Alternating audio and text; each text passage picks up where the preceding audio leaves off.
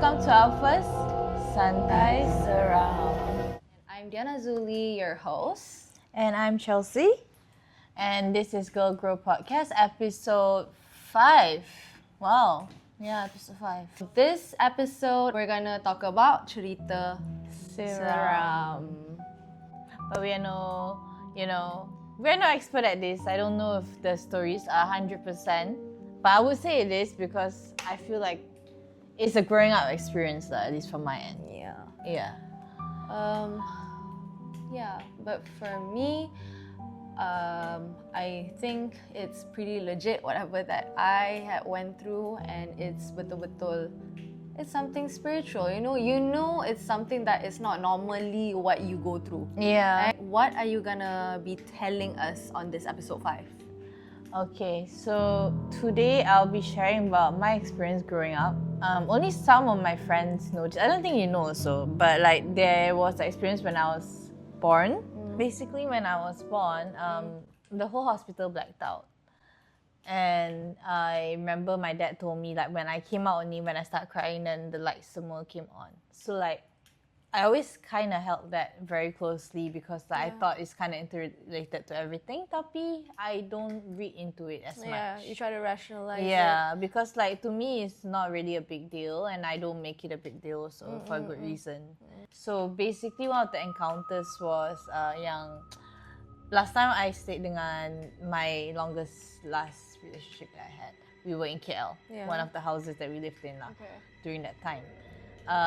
It was a very short period during that time. I had 3 encounters dekat rumah tu. Okay. So basically that house at first, the thing yang I always see through sleep and dreams kan. Same. Yeah, so like the first time that I saw it, it was outside our room because we don't like to close the door, so I can see dekat luar pintu tu. Then I was just like, okay lah, maybe dia tak kacau kot, like just tengok-tengok je. The second time was he was sick the other time. I tolong take care of him. Bila I nap dengan dia, I yang kena, yang I sleep paralysis, and then it come and kacau me. This time it was on top of me. It was long hair semua, and like I can see a bit but I cannot really see fully tau. So I akan, every time macam this kind of thing happens, I'll just start praying. I dah, not to say biasa or anything, I dah try my best not to scare myself. Yeah.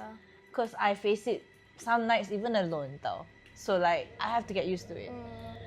So that was the second encounter. The third encounter yang scary. Kita memang buat interior semua. So that time we were having a lot of projects, and projects like I told you before, macam it will be either short projects and very simple ones, macam partial furnish, very simple work yang you tak perlu fikir tau. But there is still a lot of work that goes into it lah. It's just that you have to give it to other people. Tapi yang besar-besar yang kita dapat tu memang susah. Because you have to like go through documentations, you kena fact check banyak benda, a lot you of kena work, finalize ni, finalize tu semua. So kita that time we were working so much that we were tired constantly. Like there was one time we were arguing, we were trying to siapkan documentation and kerja before we go on site. And we were arguing until AM tau, like sometimes. So like I tak tidur, I penat, dia nak pergi on site. So he asked me, he gave me a choice that time, that day, thank God. He's like, you wanna go with me ke you nak tidur? Then I said, I nak tidur lah. Like I'm not you, like I cannot just stay up 24 hours and keep working. Woman needs more sleep. And I'm tired. If I'm not rested, I'll be not nice. You know? I was like, okay lah, I just tidur, you pergi, nanti I join you dekat site. So I pun tidur. I tidur, lepas tu 15 minutes in, like I know I'm half asleep, I'm half not. I hear like people washing plates and everything. Tapi I dah say goodbye to my partner semua. Dia dah cium I, that time he was in a good mood tau. So he like, put me to bed, everything. So I'm like, that's not my partner.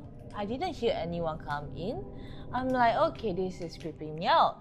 So I was like, okay, tak apa, just ignore je. I know you're tired. Because I was trying to get up, I cannot get up. I noticed that it was a dream when it started humming music. And then it was like still washing the pinggan. And okay, so basically I give you a picture. Here's the living room. I'm in the living room on the sofa here. Okay. I'm sleeping on the sofa. The kitchen is this side. Macam ni. So this side here, I can hear it lah dekat belakang I. So I was like, okay.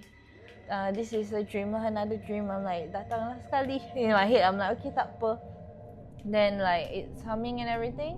And I'm like, so long as you don't disturb me in my head, that's when it started disturbing me. Then it started like rangkak. Like I can hear it like crawl towards me tau. So I was like, oh shit. Then I was like, I guess this is another dream that I cannot escape. Man. Don't fucking crawl. Man. I know. Then after that, it started standing dekat belakang I, and it wasn't very big or tall, I would say. Actually, no lah. Actually, no. It felt quite big. But then it said it was a little girl. Yeah. Then I was like, I really freaked out because this thing is talking to me, kan? And it's putting her hands on me, like on my shoulder from the back like that. Because my head is here, it's from behind. So I'm like, oh craps. And I start praying Our Father who art in heaven, hallowed be thy name, the Our Father prayer, everything. And the more I pray, the more it started burning into my shoulder. You feel the temperature, yeah. And then it started screaming, and then I was like, okay, I guess it's working. So I just kept praying, even though the screaming got louder. I just like kept praying, and then eventually it went away, and I woke up. I was sweating semua, and the worst part, I think, cause semua gelap. We always leave the house semua gelap. So like when I woke up, dah gelap. Then I dah takut. So I'm like, I quickly just looked around. And I was like, I'm not here to harm you. I'm getting out. I'm getting out. So I just packed everything. I called my partner that time. And I'm like, where are you? Are you on site? So I just get that third encounter with this thing. He knows about it. And he's like, just come here. So I straight went there. I didn't even think twice. Peak hour lagi, raining lagi. I was like, fuck it, I'm not gonna stay here. Oh, masa tu you tak boleh bangun kan? You sleep paralysis. Yeah. Kan? It always happen when you are tired mentally and physically. Yeah. Masa you at your fragilest state, Yes. Masa tu lah. That's And why I especially hate babe, it. Yeah. bila you tidur, you cakap gelap. Gelap je, they will take advantage of you. I takkan tidur dalam gelap. Daripada kecil sampai besar sebab I selalu kena hempap. I thought tindih. Tindih, sorry ya. Sama lah. Tindih, tapi orang cakap tindih kan. Okay, tindih. So, I pada 7 tahun. Okay, tapi sebenarnya my paranormal experience starts when I was a baby. Macam you juga, I banyak nangis. Tapi memang pada baby, I sensitive. So, diorang pergi Langkawi. Langkawi ke Penang? One of the... I rasa Penang kot. There's this very old hotel, haunted. I rasa sekarang dah tutup dah.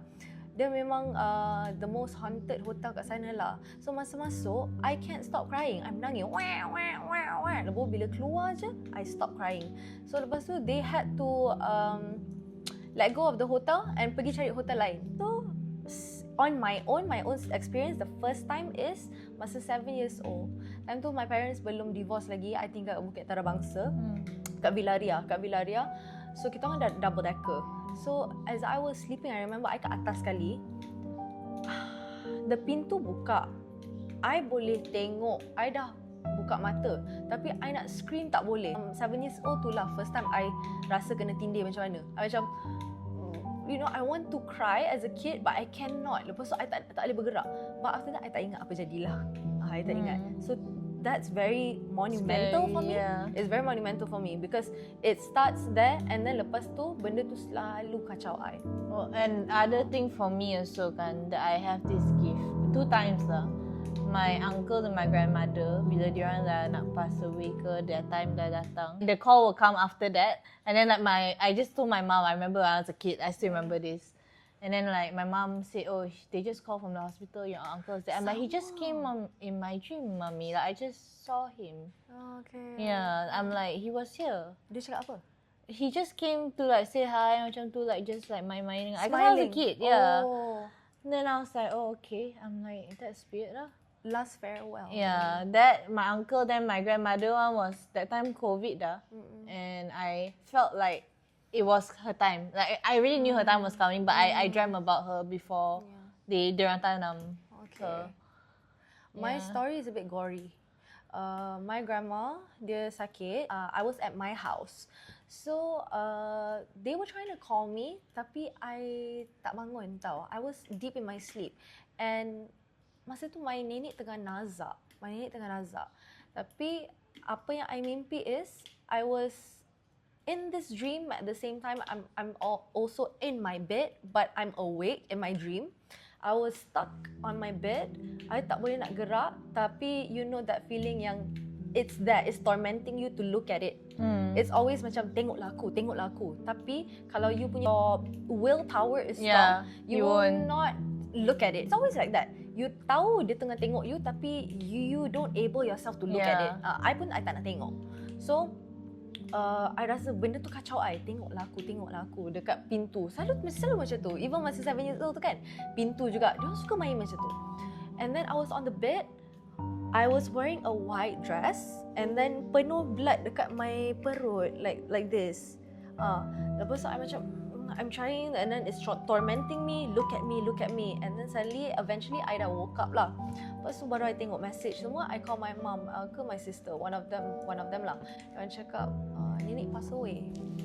So before she passed away, they trying to call me. I already got the dream dulu. But it's not a new thing to me, but that was my first significant one yang connected to my family members. That was the first one. Yeah. What kind of dreams lagi you dapat macam premonition? Do you have any other? The recent one yang I dapat, it was regarding to our friend. Okay. Tapi it doesn't make sense to me sebab ni tak dream tau. Ni macam Stop. This is quite recent. I don't get it often, thank God.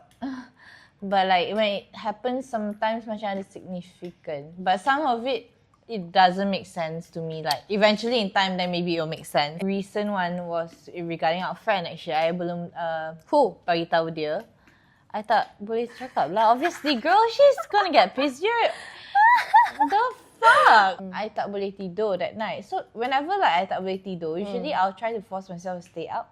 So that because I kind of know that it's gonna happen. So I macam chill, drink like, I usually drink milk ke, I will drink hot chocolate, like just try to sleep. That's smoke all lah. cigarette. Yeah. Usually don't smoke cigarette, it's a bad idea by the way. A glass of wine. Yeah, me too, that's me. No, not me, you. Yeah, that's me. So that night I dah tidur and then like I was almost trying to sleep like 80% I think that this is when I know that it's gonna happen. Okay. So I turn my body to my right hand side. Then I see my friend, he's floating tau depan I. He's floating, he's not scary, he's not the scary part. The scary part comes when his face start to pecah. Pecah macam half of it cracked into another woman's face and I don't know who was that woman. And then like when I saw that, the woman is the creepy part. My friend is fine. He's like not reacting tau, the other half. It's just that woman's face yang tengah react, tengah senyum semua. So I was like, okay. Ada senyum? Yeah, then I start praying. Bila I pray, dia dekat lagi. So I was just like, I just close my eyes. I have come to a point that I can force myself. Even though it's forcing me to see it, I can force myself to close. Yeah. So I close my eyes, I start praying, then when I open again, dah tak ada dah. Okay. So that was the first part of the night. Oh, that's not the end. Yeah, then after that I turn back to like face upwards, which is like my front lah. So I just like that. I see right then I like macam heavy lah. Kenapa heavy ni? Then I look in front of me, alamak, I'm like dah start lagi. And it was in front of me. It was an old lady and she was quite dark semua. And she was staring at me, muka dia. Now I start praying. This one I cannot close my eyes, so I just start praying lah. I'm like, you're not scaring me. Like I'm used to this. So like I'm like, you need to go away. So I just pray Our Father until dia pergi. Yeah. It works, huh? Yeah. You have to stop being scared. Yeah.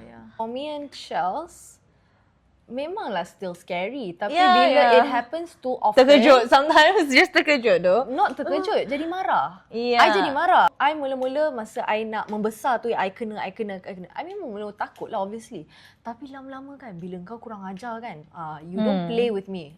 Dia kena ada that marah juga. That works with me with that life and the human life. Because sometimes I get so sick of people too, girl. It's the same shit. Yeah. Human ke, paranormal ke, kalau kau kurang ajar, kau jangan main-main. Macam tu. You kena stand your ground. Yeah. This is my house, kau jangan kurang ajar. So, I pernah kena, talking about mimpi Sekejap, I nak tanya you actually. Yang grandma tu, Cina ke, Melayu ke, Indian ke? I tak tahu. I cannot see Cuma their faces. gelap Yeah. It's always like that. Dia tak obvious tau. Yeah. It's dark, it's But the nenek. girl one got face, but I don't know who is it. It was so scary that I think I forced myself to forget. Dia senyum ni macam mana? Tunjuk dia orang. Tak nak lah. Tak nak lah. Okay. I don't know why I asked that. Okay, so when are you gonna tell him about this dream? I don't think he wants to hear it. But he's gonna hear it if he watches the podcast. Okay. So like, hey, What do you guys bro. think? What do you guys think? Okay, you can interpret it differently. What Chel say, it might be someone yang apa dia I cakap? don't know, maybe someone yang not happy dengan my friend kot. Our friend tu, yeah. And my interpretation about the situation, this thing, I rasa dia sebab dia half, so maybe our friend will find his other half. No, but see, the other half wouldn't be creepy, girl. Tapi sebab dia creepy, Like, I was like, there's a creepy element around it. Okay. Me and Charles, we are gifted. So bila kadang-kadang kita dapat this alert, alert from dreams, you eventually have to tell him. no, but I always respect the person. If they don't want to know, they don't want to know. Did you ask him already? I already asked him. He said what? He didn't ask me, but obviously dia tak nak tahu lah. Oh, he doesn't want to know. Okay, then that's different lah. Yeah. If people don't want to know, then don't tell. Yeah. Yeah. Tapi for me, we have another friend, nama dia Shal. It's so weird. Like now we discovered, because we just got close with Chels like 2 years ago, right? So now we have like 3 sensitive ones. But selalunya me and Shal, if something regarding her, I will get the dream. When it comes to me, she will get the dream. And then kita akan macam notify each other, you okay or that's not? you and Shah. Me and Sup though. Sup Ah. will get for like my past ke something Serious related. ah? Yeah. Oh, Sup was very true. Yeah. But I will get for her, but like mine is weird lah. Funny punya stories lah. For her. Taklah scary sangat. You pernah tak dream about loved ones yang dah pass away? Oh, your uncle tu lah. Tapi tu Tak, masa yang tu I consider dah pasal. Like my grandmother after she passed pun I pernah nampak she come to me. Yeah. For me, we have my mom's side, I ada atuk hitam. So he died from cancer. So dia ni memang hidup seorang je sampai hujung his last breath. So dia animal lover macam kita semua lah. My family semua animal lover. So masa kecil-kecil dia punya rumah is always the rumah yang kita orang excited gila nak pergi sebab dia ada dog, dia ada cat, dia rescue, dia ada birds, dia ada a lot of animals. So for me it's my paradise lah. So eventually he passed away from cancer and my mom and Sabrina and Fala was there for him lah until the end, nak urus dia punya pet semua, nak bagi orang adopt. So after he passed away, suddenly I think like after a few weeks lah, dia datang ke I punya mimpi and I was feeding a dog sebab I pun animal rescuer dulu lah, tapi I tak rescue sekarang. I just advocate for animals. I tak mampu dah. So then in my dream I was feeding a dog and then suddenly he came. He's like, "Good, I'm very proud of you." Sebab kan ada stigma kan when it comes to Malays kan, bila orang nak rescue dogs kan, orang akan cakap semua. So I think I needed to hear that from him, like he's proud of me because I saved dogs as well. Yeah, that's one. Another one that is the most significant for me is that I had a friend from uni that innalillah, she passed away because she fell from her condo. So Fell? Yeah. So she's my uni friend. So we daripada first sem sampai last sem together tau. And she is the brain of our group. So we never thought something like this would happen to her. Anyone else? Yeah, her, she's not dumb, man. She's not dumb. And her connection with work and stuff, she's really good. Dia tolong hantar I pergi uni, kadang-kadang hantar I balik semua. Back then masa my mom, I don't have a car and stuff. She was the one yang macam paling the mother of the group lah. Without her, kita orang takkan pass, Thanks to her, I get my diploma. So then suddenly, ni dah habis dah, kita dah graduate dah. So suddenly, I was with my ex-husband, time tu boyfriend. Kita orang tengah shooting for tailors. So kita orang tolong student tailors nak berlakon semua. Suddenly, I got a call from my friend yang one of our group lah. Kita orang semua perempuan. From the first sem sampai habis, kita orang je girl group. So we're very close. And then my friend, me Mira called me. Dah tak ada. I kata, you jangan main-main. Apa maksud you tak ada? Dah meninggal dah. Dah tak ada. How old was? 20. I kahwin 25. So around 23, 24 like that. Macam mana boleh jatuh? Tinggi tau. I takkan cakap floor apa semua sebab I tak nak indicate any information. Maybe it's a little bit private to her family or this case. But there's a lot of dodgy shit lah going on with this case actually. But I cannot Until go. today never. Until today never. And that's the reason why I think she came into my dream. So lepas tu, we went to her funeral. In bahasa I tak tahu nak cakap macam mana, tapi close casket lah I would say. Okay, close casket. And then we were Casket tutup. Tak boleh buka. Yalah. I wasn't in the surau to sembahyang semua. Kita orang terus pergi to the cemetery, to the perkuburan. So kita orang we were still like, kenapa jadi macam ni? We are all, because we really care about her. You know, she was the backbone of our group. Like, how can she, amongst all people, she's a very intelligent one. She's scared of heights. How can this happen to her? It doesn't make sense to us. And then after the funeral semua, tiba-tiba masa funeral tu pelik gila. Ada this orang tua, daripada mana dah lah kita baru kuburkan arwah. Baru je kuburkan. And then tiba-tiba he's like, ni sebenarnya macam ni. Dia lompat, nak ambil kunci. Lepas tu he's trying to make so semua orang tahu jalan cerita macam mana. That is very disrespectful. Orang baru je kuburkan arwah. Lepas tu kau nak kecoh-kecoh macam ni. Kuat, babe. It's not just me. Semua kawan I, ni dah pahal. Siapa dia ni? Kita dah start, this is very pelik dah. Macam ada orang bayar dia untuk untuk create the narrative. But what was the dream? So after that, kita orang duduk and then we talk about this lah semua kan. After that, she came into my dream. She's like, Heidi. Dia peluk I. Lepas tu, masa dia peluk I tu, I'm facing that way kan. Lepas tu, I'm facing belakang. I nampak another her. Macam ni, it's not scary. It's a symbolism. She's trying to tell me something, I think. So, dia macam ni. And the one yang peluk I tu confident. Heidi, hi. Macam tu, peluk I biasa. Yang duduk kat belakang tu. One thing, what's very significant is she had red nail polish. That was very significant sebab I ada a scene of it yang I zoom and I tengok dia punya nail polish merah. And different culture says different things, but Chinese cakap is dendam, is revenge, right? So I'm assuming something happened to her. Obviously, it's a very weird case, and that's the reason why I spiritual. Dia datang dekat I punya mimpi. I was beating myself up. I'm thinking I really wanna help her, but I don't know how. I really don't know how. What? I cannot go to the police and tell, she come to my dream and this is it. Because I don't know macam mana the case is settled, you know. But that is what happened to her when after dia punya dah meninggal semua, dia datang kat I nak tunjuk macam tu. So I told my uni friends. And kita semua tahu like something fucked up happened, you know. Because there's only 3 person there. The witness, she passed away. There's 2 guys there. Okay? Apa jadi? You pernah nampak orang kena rasuk? Pernah. Basically, long story short, we were caught, but it wasn't our fault. Kena caught too.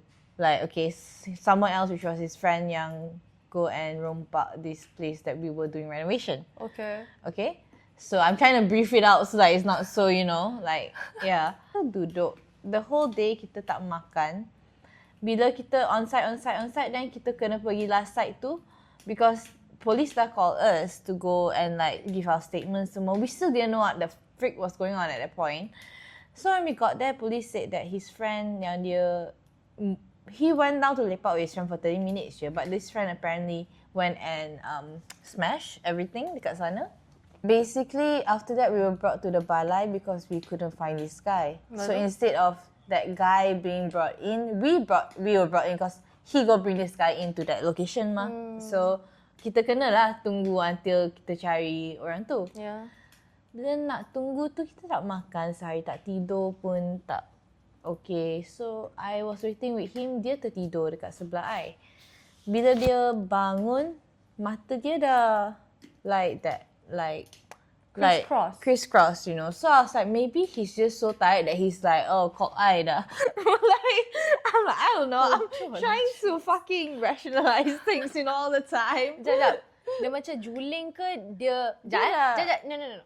Dia juling tak statik ataupun dia berjalan? Dia berjalan. Berjalan kan? Yes. Okay. Dia berjalan. So I was like, macam pelik lah this budak, like quiet, then his eye like that. Maybe he's just paranoid, traumatized, PTSD. I don't know. So I was like, if I were you, aku dah lompat dah. Sumpah aku dah lompat. Kalau tengok mata dia macam tu, aku lompat. Dude, I was so chill because I didn't know. Yeah, I didn't know. And then like, I was so hungry. So I said, hey, jom lah. I look at him while his eyes were like that. And I was like, I nak tanya Pak Polis tu like, can I like get food sebab sehari kita tak makan. I lapar gila. I always say that. I always have to beg for food. So I was like, boleh tak I go ask? Then he just looked at me, he angguk like that. Dia so angguk? like, tapi mata dia macam mana? like that, running. Dia angguk tapi macam ni? Then I was like, you want follow me? Then he's like that. Then he followed me. I went to the police. I asked the police, hey, can we get food? Semua police tu okay je. Police tu pun turn at him after that. Tanya dia nak makan apa actually. Dia tak boleh jawab. Dan I say, dua-dua Maggi goreng lah bang. Like that, just like order apa-apa je. Lapar gila. Then he said, okay, your friend okay tak? And I'm like, okay kot. Dia bangun macam tak okay tapi okay kot. Kawan kena rasuk ke tepi dia boleh okay lah. Dua Maggi goreng. Aku lapar. Yelah, dia tak tahu. Tapi aku boleh imagine dia tengok Maggi goreng Lepas tu, Maggi goreng dah datang semua kan. Dia buat apa? I bangunkan dia balik sebab dia tertidur balik. So by the time it came, I had to wake him up again. Tangan dia dah macam ni tau. Like that. It's like this. Like, no, yes. but he cannot even straighten it. Macam His ni lah. hand was inside. Dia mata macam ni, Yeah. dia macam ni. Betul Yeah, lah. then I was like, That's how you know. Kalau orang kena possess, mata dia lari, lepas tu dia akan ke dalam. I thought he was sick, bro. Like, cause this motherfucker always sick one, like in some way. But I'm sorry, I'm just saying it out loud. So I was like, okay lah, maybe something new lah kot. I have to like go through with this guy. Then I was like, okay tak apa, aku suap dia makan. Aku suap. Suap tu dia diam je, mata dia lari je. Tangan dia macam tu je. So I was biar like, je? Aku pun biarlah, aku pun suap lah. Chel, you legend bro. So basically I suap dia makan. Okay. So hantu. Dia pun diam. Mata dia lari, tangan dia macam tu. So aku pun tengok dia suap je lah. Dia makan lah? Dia makan. Lepas tu at the end of the Tupperware tu macam those, you know the one yang you tapau food. The apa tu? Polystyrene. Dia gigit. Dia ambil dari tangan I. The whole thing tau. Then I was just like, dia okay ke tak ni? Aku stress gila. And then after that, bila dia buat macam tu, aku pun tengok dia pun tengok I. Aku pun tak tahulah. Lepas tu polis datang balik. Polis macam mana? Siapa yang nak, bail you guys ke? Macam mana? Dah cari ke tak? This person. So aku pun tengok polis. Aku pun tanya polis, boleh tak aku dapatkan phone I balik, everything. Then it's like, kawan you tak boleh cakap ke? Dia tengok my partner macam start talking some gibberish stuff. What gibberish? Then he was like, wait, aku cakap dengan you lah. Lepas tu after he shout like 2-3 times and then he said my name, why would you do your girlfriend Chelsea macam tu? He came back out of that moment. Trance, Yeah. And then he's like, kenapa kau jerit dekat aku? Then I was like, he's back. Then we were like, tadi kau siapa tu? Like we were so confused. Then he's like, I was here. I was talking to you. Then we were like, okay. I rasa dia split. I rasa dia split, bukan rasuk. Because time tu kan, benda yang sama yang he go through. Yeah. Like dealing with police, it intense feeling for him, so dia shut down. Mungkin bukan rasuk. Mungkin, tapi macam Macam kan. Tapi takutlah. Wallahualam, we don't know. Yeah. Okay. I have one experience. My friend kena rasuk in my house. This is the first house that I tinggal sendiri. I lari dari rumah. lari tak lari ke, I bagi tahu my mom, tapi I tak nak tinggal dengan korang. So nanti I support korang lah duit sebab domestic violence semua kan. So I need to get out. So I have no choice. This friend of mine, Afiq, I tinggal dengan 2 lelaki. But kita orang semua tak ada apa-apa. I betul-betul need somewhere to stay and I don't know anyone. So to get out of the domestic violence, I have no choice. And this guy, my friend ni I dah kenal lama dah, like more than 8 years time tu lah. He proposed 500. Come on lah, 500 is fucking good enough for me lah. I boleh kerja. I was working at Fitness First, One Mount Kiara. So dekat lah rumah tu condo, lepas tu Fitness First, okay. And then in that house, I have my own room. Cantik gila, babe. Very nice. That was like, for me, it's my first haven lah after my own house kan. Porak-peranda. So this house I really love because my room is very nice, aircon sejuk. Ni sebelum kahwin ke? Belum kahwin, babe. 23, I was 23. Okay. So lepas tu, we always receive friends coming in and out. Time tu my sister was with me also. Dia lepak rumah I. Dia pun kenal lah this 2 friend of mine also. Dia kenal. So memang rumah lepak lah. Suddenly, one of my friend ni, nama dia Yasmin. Dia datang nak lepak. Dia parking kita orang kat basement tau, B1. So she park kat B1 and then dia naik. I tak tahu dia datang dengan Fala ke, Fala dah ada ke, dia datang after. I'm not too sure. So lepas tu, dia close dengan Fala? Ada close time tu. So lepas tu, ada this time, I dengan Afiq, we were talking about bills and finance and whatever lah. Kita orang tengah talk about our kerja lah. I think kita orang kat dalam bilik Afiq kot. We were talking kat dalam bilik Afiq. So lepas tu suddenly, so Fala and my other housemate tu, diorang lari, woi. My housemate tu, so my housemate yang kedua tu, mak dia ustazah. Tapi he's the first one yang lari kat kita orang. Lepas tu Fala come and then he's like, woi, aku takut. Fala was like, Yasmin macam asma macam tu. Lepas tu kita orang check. Kita orang keluar lah. I pegang because Yasmin tu dia dekat, okay, kita orang ada sofa kat sini. Macam ni, balcony. Dia duduk kat hujung sekali. Dia macam ni. Dia macam ni dah. Dia punya tangan macam ni, kaki pun dah lipat. I tak tahu rasuk. That's the first time I tengok sendiri. The boy, Yasmin dia, she push me. Kuat tu. Saya macam, weh, dia ni okay ke tak? So I try lagi. Again, dia tolak I. Macam, rasuk. Lepas tu I cakap rasuk je, diorang lari tau. Ya, anak ustazah tu lari masuk bilik Afiq. Weh, aku tak boleh, aku takut. Tak mandi wajib lah apalah. Because kalau Muslim, like kalau kita nak baca ayat ke apa, sebenarnya boleh lah. I don't know why lah dia cakap. I don't know But why, some certain ayat maybe tak boleh baca. I'm not too sure. So dia kata, tak mandi wajib lah apalah semua kan. So aku dengan Fala lah. So because I think it runs in our blood. So tak tahu macam mana, suddenly the 2 of us, me and Fala, kita buka tingkap, buka pintu, buka apa yang boleh buka. Sebab kita nak logik kan. Kita nak benda ni keluar daripada rumah. Kita tak tahu dia daripada mana, tapi kita nak dia keluar. Itu je. So instinctly, I dengan Fala buka semua. Lepas tu these boys just follow us lah. But also they also recite lah.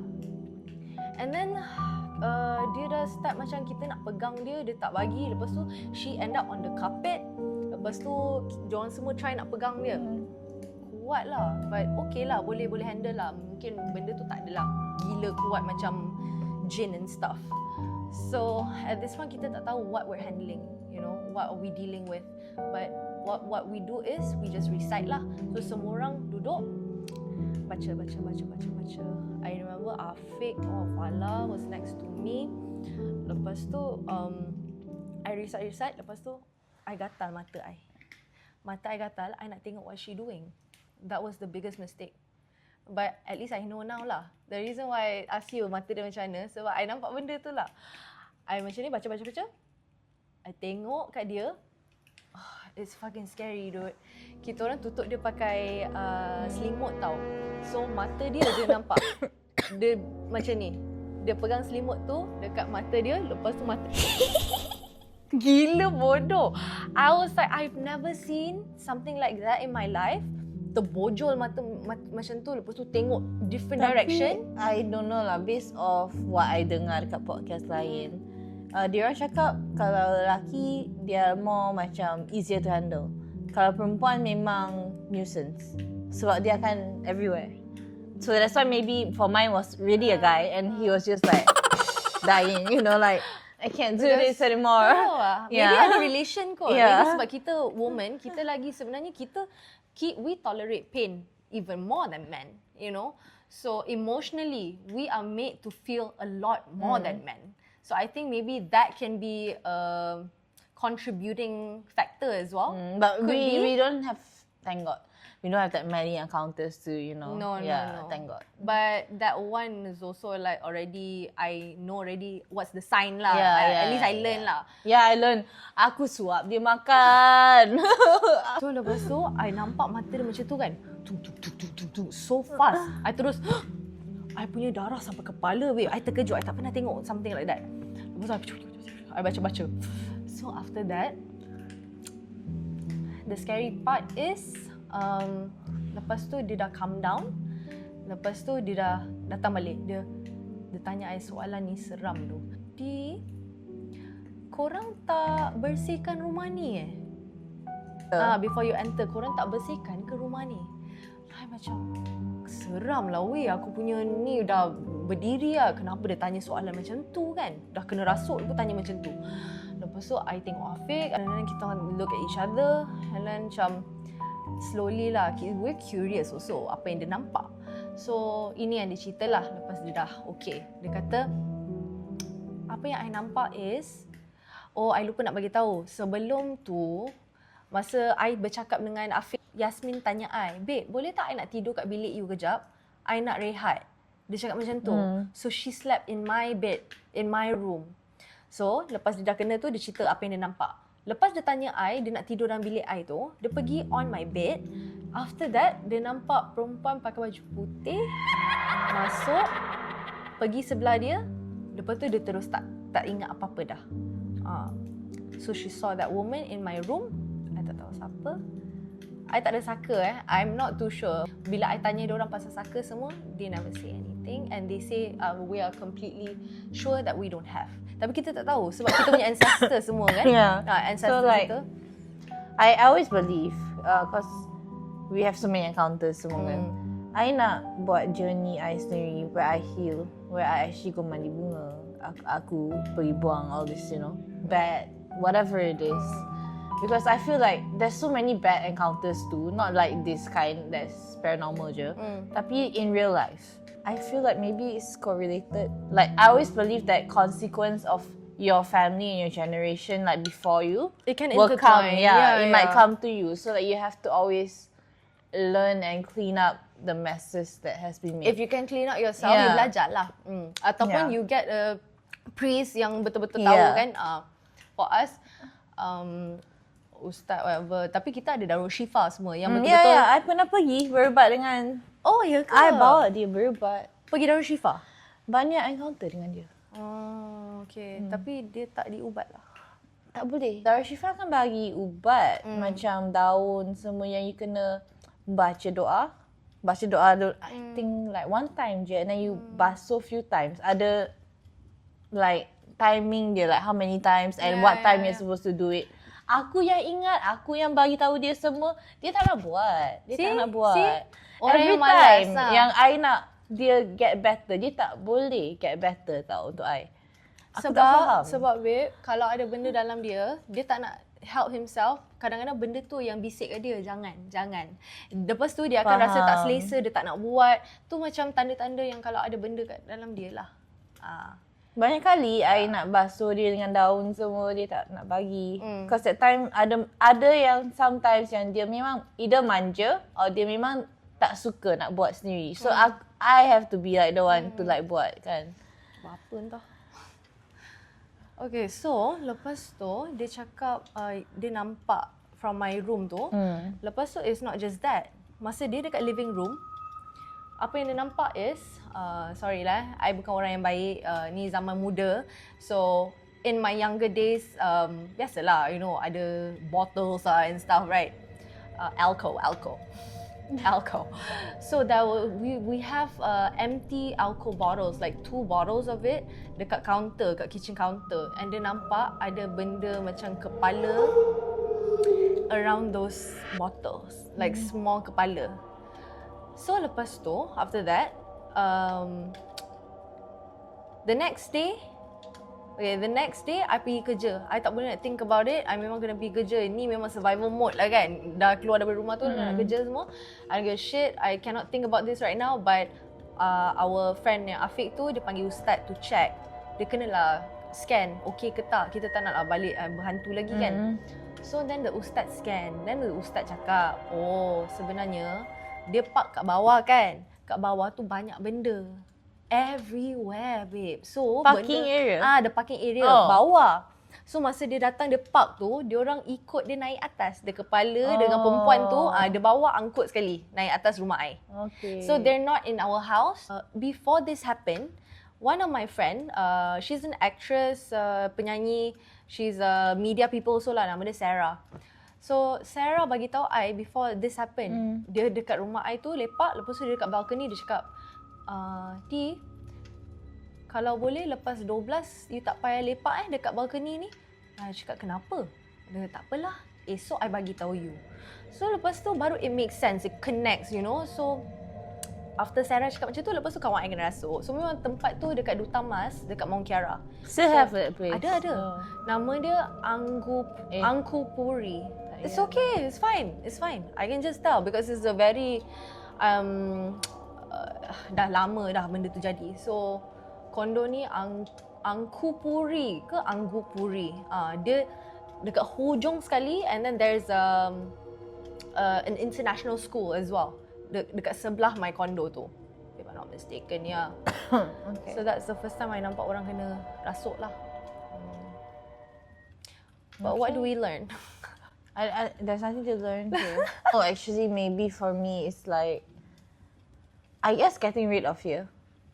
Yeah. Really getting rid of fear. Like, as much as I say I get rid of fear, always there will be a spark of it, like in the sphere of the moment. Whether it's with people or like places or like, you know, any of this. But you gotta learn how to calm your body down. To like just, you know, ease it out so that when you're not fearful of something, that thing cannot disturb you. Betul. Yeah. It's all in the mind. Yeah. Dia orang boleh kacau you, tapi kalau you degil, you kata, kau nak kacau, aku tak takut. Jangan kacau aku tak kacau kau. Yeah. You just be respectful. Yeah, be respectful. And I always pray. So like, I know my intentions are good. I don't have bad intentions. So Betul. Yeah. Keep your intentions straight lah. Yeah. So this last story is that I want to tell you guys about the first time yang I nampak betul-betul. It could be orang Bunian ataupun jin. Okay. Tapi tak pasti which one. So masa ni, back then, 3 years ago I think, I was still married, and this experience, I shared this with my ex-husband, and I'm not the only one yang nampak, dia pun nampak lah. So 2 orang yang nampak. So kita orang kat Janda Baik. We were friends with this 4x4 community. So dia orang memang ke camping semua, but at that time kita orang tak nak camping. Kita orang nak datang lepak dia orang je. So kita orang drive to Janda Baik. So lepas tu we were like, okay, time 1 AM kita nak balik kononnya lah. Dan we were having such a good discussion and stuff. Tapi silapnya dekat I dengan the group, we were talking about spiritual paranormal stuff. At night? At night, in the morning. Benda-benda semua dengar dekat Janda Baik, okay? Benda ni semua is everywhere, right? So itu silapnya kat kita orang bukannya kita orang cakap kuat-kuat, tapi even so you cakap pelan pun, dia orang mendengar kan, they hear. So kita orang cakap pasal saka semua, and one of the group punya wife, dia pun macam dia ada penjaga lah, Thailand. Okay, ni daripada dia orang punya descendant lah, nenek moyang dia whatever, ada Thailand punya penjaga. So after that, we were like, okay lah, we decided to go back. Dah lambat sangat ni. So lepas tu, kita masuk kereta. So our car at that time, his car now, 2 doors Pajero. So So it's like a jeep tapi 2 door. Okay. So compact lah. So lepas tu as we were driving, I tak tahu pukul berapa, okay, at that time. Tiba-tiba kan daripada jauh kita orang nampak macam ada lelaki jalan tempang. And tempang dia jenis macam kalau you tengok you cannot look away. It's weird. It's weird. It's a weird tempang, okay? And at that time I didn't know what it was until I tanya my dad about it. Okay, tu later. So lepas tu kita orang tengok kenapa dia tempang macam tu. So obviously lah. So my ex-husband slow down. Kita nak tengok.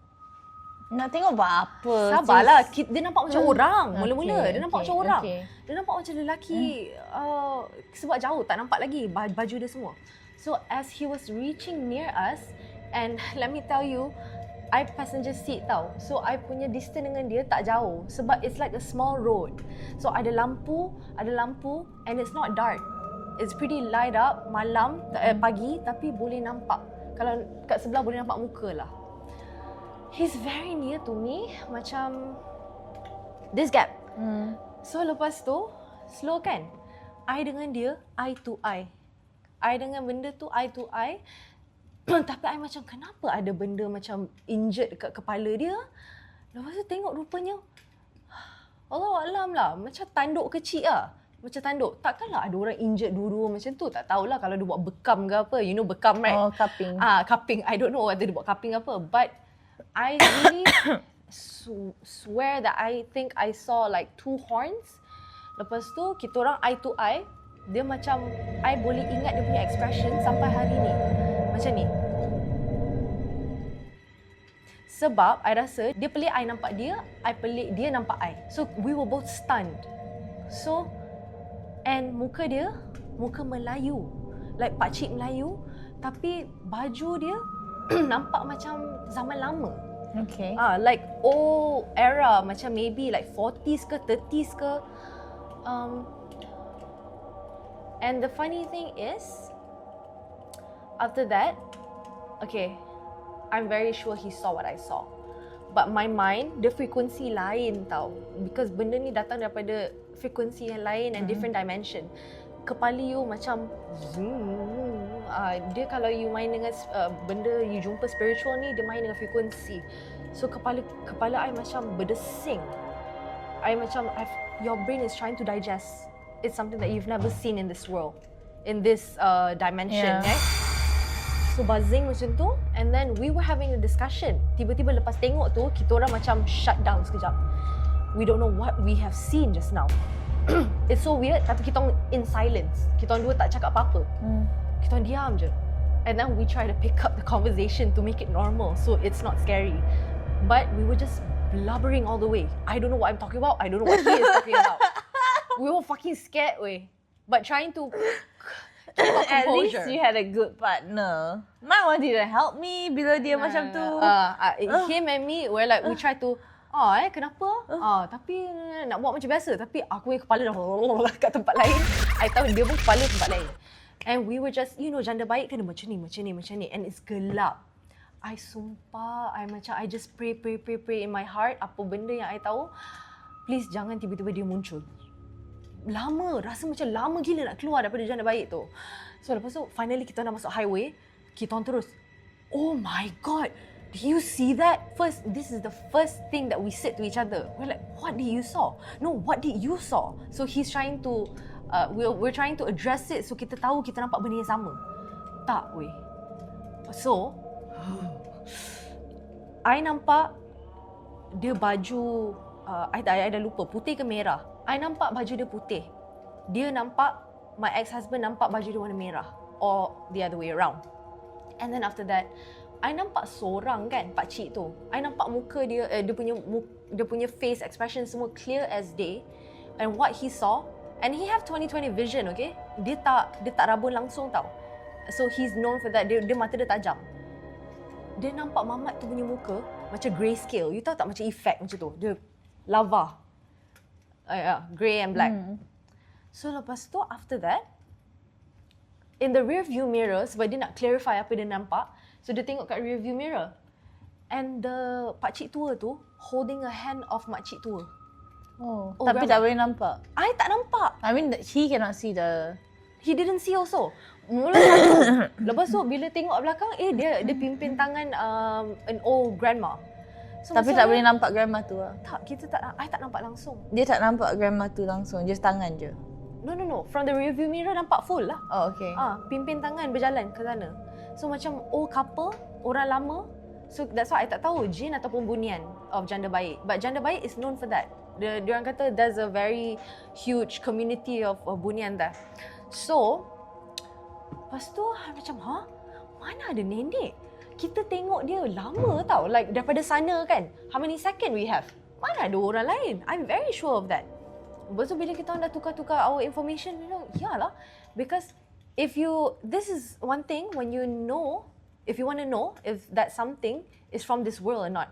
You ask one or two people, what do you see? You won't see the same thing. Malay culture, kita orang tak balik rumah terus. Kita orang tidur kat Petronas sampai azan subuh, baru kita naik. Sebab kita takut dia akan ikut kita balik. Faham? Tak boleh just doa buangkan. Kalau you tak ada masa, okay lah. Tapi kita orang banyak masa. So, I don't want to risk it. Faham? I don't want to bring things back to our house. So, I akan apa pun lepas azan. Baru I balik. But after that, we were still talking about it banyak. So kita orang macam, you know what, we should stop talking about it. But that's what they want actually. Yeah. But for me kan, I rasa macam it's a blessing. Because first time I macam, okay, ni benda ni selalu dream, kena hempap, whatever. Tapi ni betul-betul direct nampak. So I macam, oh God bless. Like thank you so much for showing me something that is like your creation, not from my dimension. I feel so blessed to see it. Oh. And no, because it's not scary. It's not scary. Me being a Chinese like, alright. Supportlah kita orang. Susah tau nak start. We're trying. I know you guys segan dengan kita, but like, we are nice people. Tak segan tu. Mungkin dia tak suka. We really hope this episode is gonna be on that path because we really want to relate to people. Our audience. And we want to know what you guys want to hear. No one's telling us. We were asking and begging for some horror stories from you guys, tapi kita tak dapat apa pun. So macam we're like, tak apalah. At least kita banyak story juga kan. Actually got a lot more. Tapi macam some things I rasa tak boleh share kot sebab involving other people. Yeah, tu ada yang yang I terlalu kena private. respect sikit. Yeah. Wow. As you get older, you grow. Go grow. Girl, grow it. Let's grow this. Subscribe, like, and share our video. And if you guys have any feedback or questions, or you guys want to recommend us some topics that we can cover, please do let us know on the comment section. Or just follow us on our Instagram, on our TikTok. Speak to us. Please speak. We need some feedbacks on whatever that we can cover next. Would appreciate the ideas. The communication, guys. I think our generation is so bad at communicating. Let's engage. Let's engage.